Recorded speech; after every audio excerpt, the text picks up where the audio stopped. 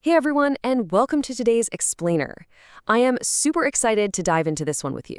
Today, we're unpacking a really fascinating lecture that takes a deep dive into the evolution of modern relationships, historical gender roles, and those unseen social dynamics that totally shape our lives. We'll be looking at how our source material connects the dots between the everyday friction we see in our living rooms and a sweeping, decades-long philosophical theory.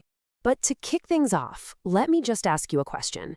Did you know that, according to the theory we're exploring today, a wife's casual conversation at an executive couples party could literally dictate whether her husband gets his next big promotion or stalls out entirely?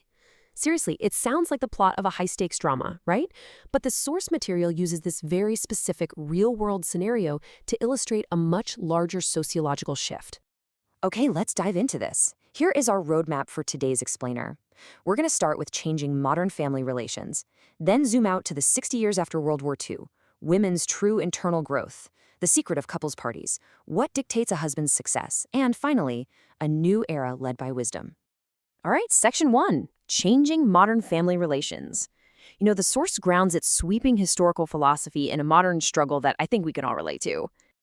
So the source opens by comparing the old era with the new era when it comes to family obligations.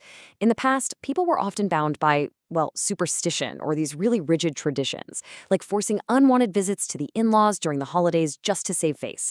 But the speaker argues that we've actually entered a new era. Today, trying to force those old traditions completely backfires.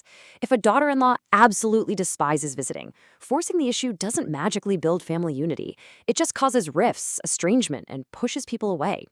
And the source uses this to illustrate what the speaker calls the principle of needs. The lecture claims that modern relationships are sustained by mutual fulfillment, right? Not by nagging.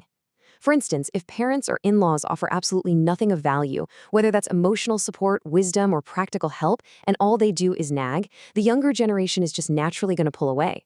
The connection only holds if there's a mutual substance keeping them together. Okay, Section 2, 60 years after World War II. Now, what's really interesting here is how we zoom out from the living room straight into global history. According to this source, human history before World War II was this super slow, drawn-out evolution over thousands of years. But the last 60 years, the speaker argues this has been an intensely compressed period of societal evolution.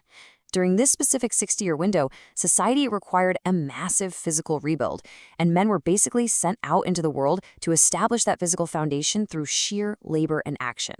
To explain how this worked, the speaker proposes a pretty fascinating philosophical ratio about societal readiness. Because the post-World War II world urgently needed this physical rebuilding, men entered the workforce only 30% equipped, meaning they basically learned by doing, building the nation's infrastructure through trial and error. Women, on the other hand, stayed inside the home. But the lecture claims this absolutely wasn't by accident. It was because women actually required 70% readiness to emerge properly into society. They just needed a longer incubation period. Which brings us to Section 3, women's true internal growth. If women were at home for this entire 60-year period, what exactly were they supposed to be doing? Well, the lecture makes a really sharp distinction here. Staying at home wasn't meant to be an era of superficial tasks. The speaker argues that simply doing laundry, picking up hobbies like flower arranging, or taking swimming lessons, that was a fundamental misunderstanding of their role. Instead, this period at home was meant for deep internal study and intellectual growth. The home was supposed to be this place of true preparation, where women cultivated their inner wisdom while the men built the outer world. So the crucial point here is how the lecture actually reinterprets past sexism. We all know those old prejudiced attitudes, like telling women to go home and cook, or those unfair criticisms aimed at female drivers in the past. But the speaker neutrally frames these historical prejudices not just as blind misogyny, but as a symptom of a misunderstood historical phase. Basically, society sensed that women weren't quite ready to emerge yet because their necessary period of internal incubation just wasn't complete. All right, Section 4, the secret of couples parties. Let's bring this right back down to the micro level and see how this theory plays out in a highly relatable, incredibly tense social scenario. The speaker narrates this exact sequence of events. Step 1. A husband grinds away at his company for 7 to 10 years and finally earns a promotion to manager. Awesome, right? Step 2. An invitation arrives for an exclusive executive couples party. Step 3. The wife, who perhaps only focused on superficial chores for the last decade, throws on some makeup, grabs a bag, and attends. But the moment she walks in, she is subjected to rigorous visual and conversational scrutiny by the established couples. Step 4. These behind-the-scenes evaluations literally dictate whether her husband's career continues to rise or totally stalls out. Moving right into Section 5, what dictates a husband's success? Let's transition into the actual mechanics of this societal interview process. Like, what exactly are they looking for? The source lists shockingly specific details about how the established wives dissect the new manager's wife. And they aren't just looking at the big picture. They are analyzing the fine print. They judge her eyeliner technique, the specific shade of her lipstick, her manicure. They clock the brand of her handbag. The source actually humorously mentions spotting a designer bag like a Louis Vuitton. They interrogate her about which academies her children attend. And most importantly, they test her conversational depth. Can she discuss current events from the internet or magazines, or is her worldview limited solely to doing laundry? These established wives act as covert interviewers.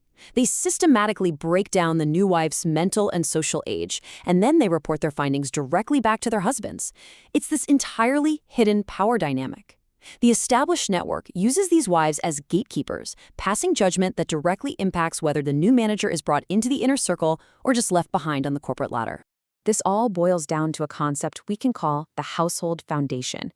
The core takeaway from this incredibly tense party anecdote is that a man's external success is ultimately limited by the internal foundation of his household. If the wife hasn't engaged in that true internal preparation we discussed earlier, the husband's professional capacity is basically judged as lacking, and his growth is capped. Okay, on to our final section, a new era led by wisdom. Let's see how this all builds to the speaker's ultimate conclusion about our modern era.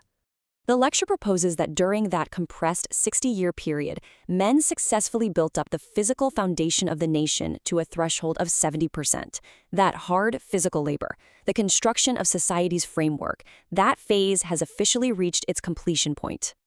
Which brings us to the central thesis of the source material. With the physical power of the nation established, the era of relying purely on male action is completely over. According to the speaker, we've now transitioned into a time that requires wisdom.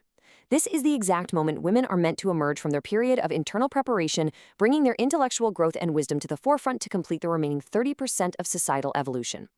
It's a really fascinating and provocative way to look at history, gender roles, and those invisible social tests we all face. So I want to leave you with this thought to reflect on. How do these evolving historical dynamics and those unseen social evaluations, like the covert interviews at the couples party, manifest in your own modern relationships today? Are you building that internal household foundation?